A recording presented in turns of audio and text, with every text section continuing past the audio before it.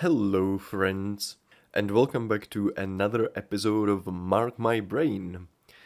Today, we'll be talking about maximizing the experience of the present moment, which might sound a bit abstract, but let me clue you in.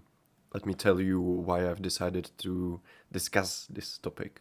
It is because, of course, it is somewhat personal, and I found myself often feeling like I've missed on something, like I'm late, either with realization or action.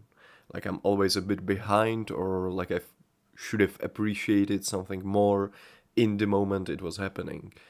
Um, and of course, I only realize this in retrospect when I'm reflecting, for example, on some of my experiences or periods I've went through.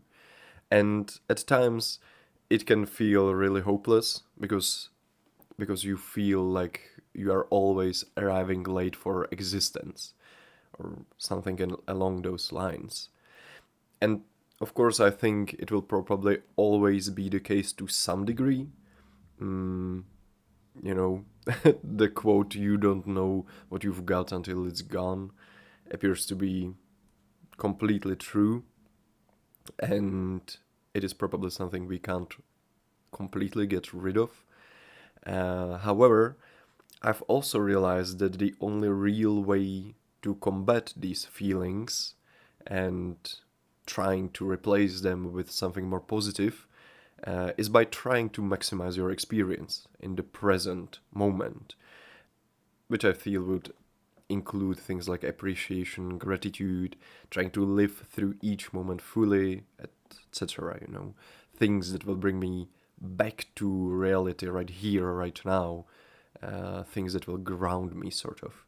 Because when you are feeling these feelings, like you are late, you are behind, you're oftentimes comparing yourself to other people, and you're also oftentimes thinking about the past, for example. Oh, if I've done this, then maybe this would happen and I would enjoy it more. Oh, I should have, appreciated more the time when I was there and there with those people, stuff like that. So, anything that can sort of bring you back to this moment right now, I feel is sort of an antidote to those feelings because you only have this moment to experience. Everything else in the past is already gone and the future didn't happen yet. So, yeah, I really think that the focusing on right now, right here, is basically the only real way to combat this. And I've noticed that the more I'm distracted from the present, as I mentioned, by thoughts, but also by music, videos, reels, posts on social media, messages, and similar things, especially if it's something fast paced, like those videos just scrolling reel after reel, the more anxious and tense I sometimes tend to feel. And I think the reason that is because I'm not living in reality, again, right here, right now, but more and more in my head. I'm sort of detaching myself from the present, from the reality. And what probably doesn't also help is our, or at least my, susceptibility to cheap dopamine. And in these situations, to me, it seems that it works sort of paradoxically because we start to feel bad or anxious. So naturally, we want some dopamine hit to feel better, right? Dopamine feels good. And the easiest way, or the learned way that feels the easiest, is through cheap dopamine, which means like social media, again, scrolling reels, porn, even, which actually even worsens the issue because, as I mentioned, these are things that make me more distracted from the present and live more and more in my head, which then sort of boils down to me not enjoying the present moment as much as I should. I feel it just worsens the issue. And I found the antidote, sort of, to be boredom. It feels like it's one of the realest or most raw ways to be present, at least to me. And I don't know why I've never really thought about it, the utility of boredom, right? But lately I've really been appreciating those moments where you just sit maybe in a train, public transport, or just waiting somewhere, and you just decide to not open your phone, leave it in your pocket, not even open a book and start reading, but you're just waiting there, which I guess to many people would or could seem like a really boring way to spend your time. But actually, in the context of today's topic, it really, again, grounds you. Because maybe it is because if you are not served any easy stimuli in the form of, again, social media, posts, videos, messages, whatever, you have nowhere else to turn your attention, and you start to sort of explore the present moment and situation around you. You start looking around, wondering about objects or people around you, listening to the sounds, what's happening around you and in your view. So I feel that the attention, what you choose to focus on, is really the key. And to sort of highlight that point, even Stoics had a saying that goes, quote, "We become what we give our attention to," end quote. And yeah, when I was thinking and reflecting on this topic and the thoughts around it, uh, I've, yeah, it seems so true, but also something that is oftentimes overlooked. There are also other Stoic sayings that I would like to mention. For example, quote, "The present moment is the only thing you've got to lose," end quote. Which again sort of puts in perspective, like, yeah, past already happened, future didn't happen yet, so really you are always living in the now, right? And once one moment happens, it's already gone. So really, the only thing you've got to lose, or the only thing you've got to gain and experience, is the present moment. So again, I feel, at least for me, it seems that this again highlights the importance of focusing on the present moment. And maybe you've heard about the Stoic exercise Memento Mori, which basically just means remember death, which is sort of, for some people, maybe a bit gruesome exercise or practice when you think about what you've got to your life and you imagine that it's already gone. You know, you are dead, you are living your last day, and everything, all the people you've known, all the things you've experienced, all the things you've gained are already gone because you're dying, and in a few moments you won't be here.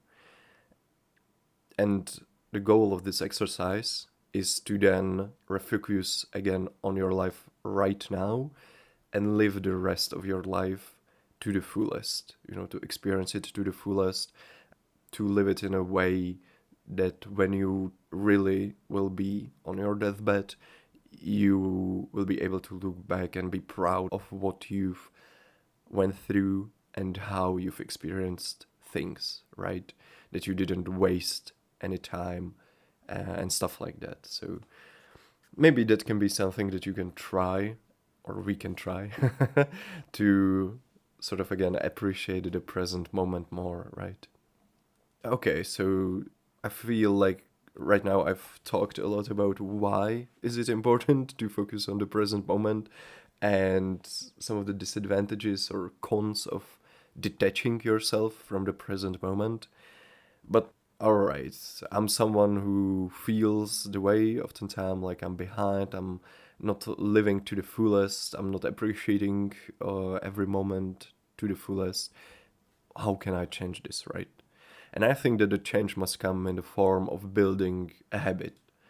Only this time it's not a physical habit, like exercising, for example, but a mental one. And I've used to think that changing mindset, quote that is oftentimes thrown around, like, oh, you have to change your mindset on this thing and everything will change for you. You have to change your mindset about money and you will become a millionaire overnight, or stuff like that. You've probably seen it online as well. And I've used to think that this was mainly about realization, right? You come across a new eye opening thought, and suddenly, just because you are aware of it, your life will then change. But that's not entirely true, is it? More and more, I realize that just as we have bad habits like smoking or being lazy and procrastinating that are hard to break and require effort to overcome, our thoughts and thought patterns also carry momentum, the bad ones as well as the good ones. And just like with building healthier habits like exercising or eating healthy, changing our thought patterns and mental habits, how our mind behaves, will require the same amount of effort, if not more. But I think the approach is probably very similar to building habits in general, right? Which is something I've already done an episode about. So if you're interested in that topic, I think you can check it out. But it's also interesting how it's all tied together, right? So, okay, maximizing the present moment, how can it look specifically?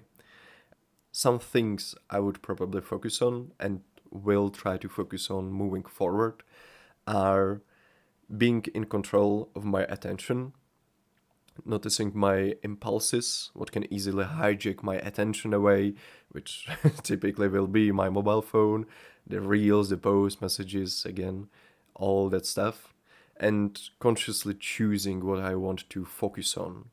Again, sometimes maybe just experiencing boredom, reality in its raw, pure form, or choosing to focus on just one thing at a time, which I think again is something important. No multitasking, even for leisure.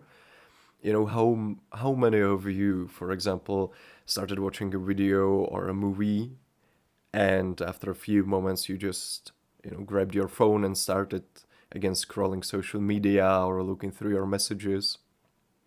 If you split your attention in this way, I think again you are detaching yourself from the present moment. If you try to focus on multiple things at once, you truly are not focusing on any of them, and in turn you aren't able to truly or fully enjoy any of them.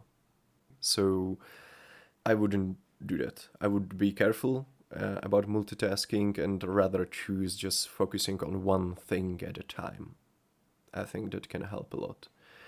And what ties into it is detaching yourself from your phone, right? I oftentimes found, especially, I don't know, in exam periods at uni, when I truly have to focus on just one thing, studying, right? The mobile phone is just such an obstacle. If I have it right next to me, I can reach it just with my hand. So what I found works is just throwing it at the other end of your room, or ideally maybe putting it in a completely different room. So in that way, it's not as easily reachable, and it's sort of easier to, again, being in control of your attention, not letting your impulses hijack your attention, focusing on just one thing at a time is something that helps, I found. Practicing gratitude, I think, is a big thing as well. And I think it can be done retrospectively. For example, after each day, you just write down 3 things that you are grateful for. Or throughout the day, in random moments, you ask yourself, what is something that I can be grateful for right now at this moment? And those can be very small things, like the sun is shining, it's warm outside, I can hear a bird singing, I just had a great coffee, or oh, look at this building, it's very nice, the architecture is cool, or whatever, right? And this is a practice I've tried pretty intensely or not intensely, maybe consistently over autumn last year, I think it really elevated my experience of everyday things, the little ones or even bigger events. You just, I don't know, you sort of practice this gratitude, and then it's reflected in all you do. Yeah. And slowing down, I also think, is a big thing.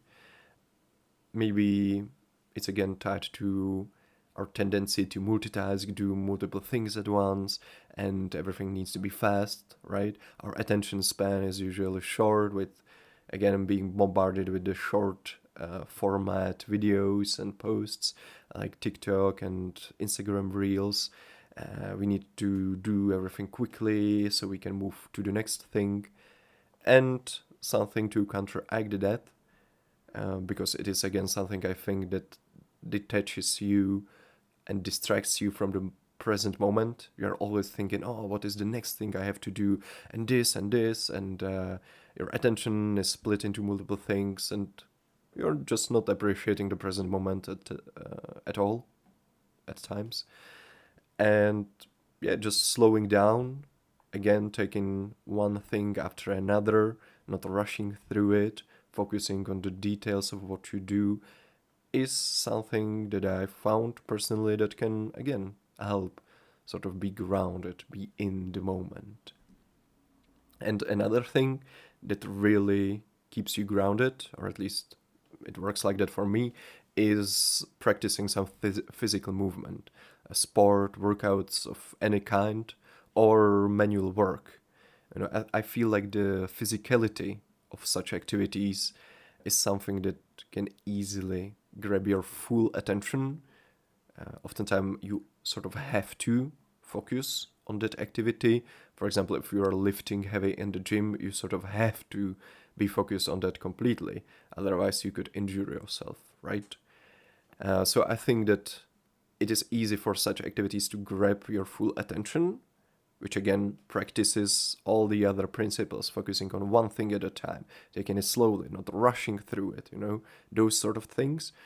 And plus, you sort of feel your body in that, which is also part of the present moment. This is how I feel right now. My muscles are tense, or my lower body is working. I feel the heat in my biceps after lifting, or after doing some hammer curls in the gym. It is happening right now, right here. So it just keeps you grounded. Also, it's usually healthy, so it's just win-win. Do some physical movement. And last but not least, I think meditation work or practicing meditation can be also really helpful, because it's sort of designed to bring you to the present, to train you to focus on just one single thing at a time, typically or usually your breath. And I think the practice will carry over, which is something I think is true for all of those things. Slowing down, practicing gratitude, being in control of your attention, doing physical movement regularly, training yourself to not be distracted by your phone. All those things will carry over, and the practice of focusing more on the present moment, again, will be something that will become a habit for you. And these are all fairly small steps, I would say. And as with any habit, the consistency is the key, I think. So with consciousness, you'll be able to enjoy moments with friends more. You'll truly be focused on your conversations, on the questions others are asking you, and what you are interested in the other person. Possibly you'll see more opportunities for fun and shenanigans, for example. Or you'll be able to appreciate the quiet moments when you are alone, and even these will feel full. You won't be running away from the present moment, addicted to stimuli. Your mind won't be hijacked by the cycles of cheap dopamine. You'll appreciate the small things, small gestures of people that care about you. Your coffee will taste a bit better, your pillow will feel a bit softer, because you will be right here and now to taste it and feel it. At least that's the idea, the hope, right? And I don't know if I was speaking to you or me right now, but probably both, because as I mentioned, this is a personal topic for me as well, something that I want to practice more in my own life. I will try to do my best, and I wish the same for you. Good luck on your journey. Enjoy every moment of your life, because as the Stoics say, you never know which one will be your last. And it's not gruesome, it's just a impulse to truly experience a life to the fullest. And I wish you just that. So good luck, take care of yourself, and until next time, bye.